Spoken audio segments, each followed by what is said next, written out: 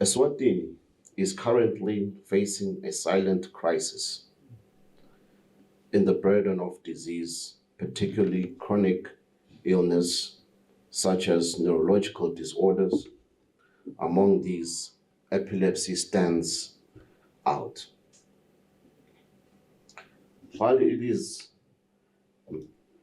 medicinally treatable condition that can be managed with appropriate care and medications. Dr. Gugu Sibanza of the University of Eswatini's Institute for Research in Traditional Medicine and Indigenous Food Plants made a presentation on the importance of regulating research on the traditional medicines and practitioners for the public to have confidence in their use and services. We do recognize the traditional medicines, herbs, but the processes according to how countries attack.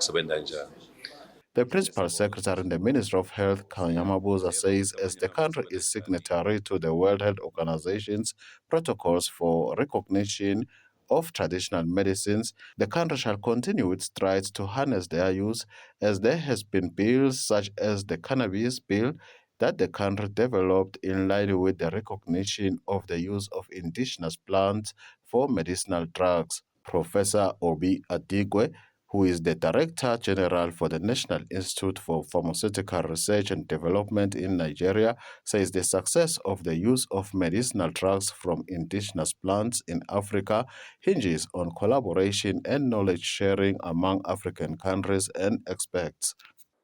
You need to know that in addition to developing the product, if you spend some time and do some extra thinking, you can also design a process that will enable you to meet with the socio-economic challenges that exist in your setting and help government and science address a lot of these problems.